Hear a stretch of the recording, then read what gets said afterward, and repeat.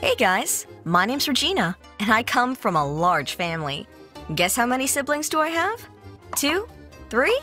Ha! 6! If I had to tell the story of my life several years ago, I would be a drama queen. Now my attitude is completely different. What's changed? I'll tell ya. As I've mentioned, there are 7 of us children in our family, and I am the 4th, right in the middle. Our parents are children of Italian immigrants, and they think that a family must be big, like in southern Italy where our grandparents are from. My dad is a businessman, and he works a lot to earn our living. And our mom is a housewife and takes care of the kids. And now, I will give you the insight into what it means to live in a large family. In brief, it can be a nightmare. There's not a big age difference between us siblings, so we were all growing more or less together. When I was small, I didn't even see a problem in such a big family. It meant you always had someone to play with.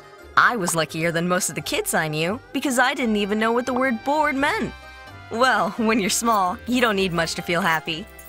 But then, you're growing up and start realizing that something is going wrong.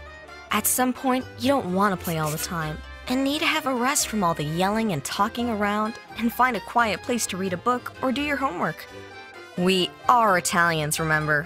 No one knows how to talk without shouting. So you start wandering around the house looking for an empty room with no success. There are people everywhere. And as soon as they see you, they start talking, asking questions, even quarreling. Guys, I would just appreciate 10 minutes of silence, and preferably solitude. No way.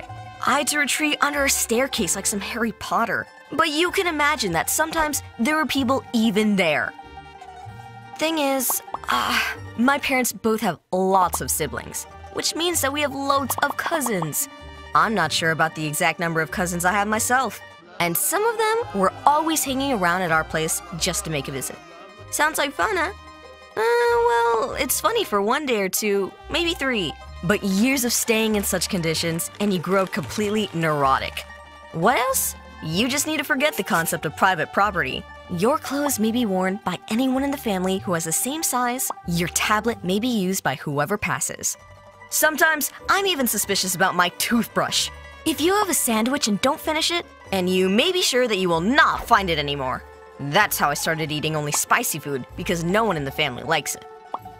If I reveal all the truth about living in a large family, I can go on for hours.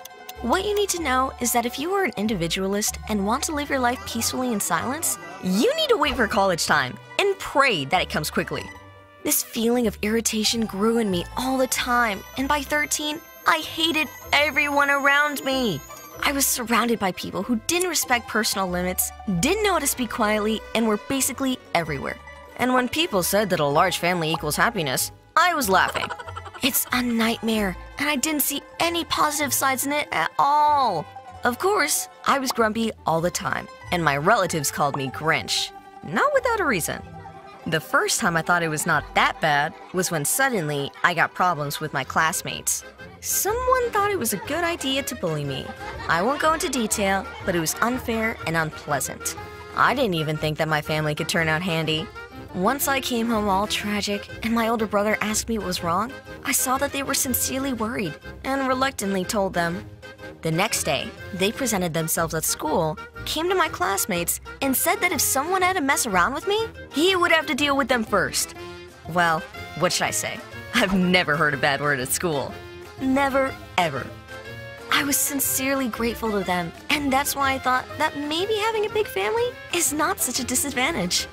Another time, I failed to prepare a science project at school on time. I was trying to make DIY DNA extraction from strawberries, and the night before I was supposed to present it, I realized that I had done something wrong and screwed up everything. I was absolutely destroyed. My sister saw that something was wrong and asked me, and I started crying. She organized all my siblings at once to help me. Someone made the experiment, someone wrote the lab diary, and even the youngest ones helped to mash strawberries. It was all ready in no time. As I was thanking them, I was really ashamed. I'd been so mean with them, and they just helped without asking because we're family. But the complete change of vision came to me when I brought my first boyfriend home for the first time. He's an only child, quiet, reserved, and calm. I thought he would be shocked by our madhouse. He was greeted by everyone, My parents, my siblings, my cousins, everyone talking and laughing. Everyone was very friendly.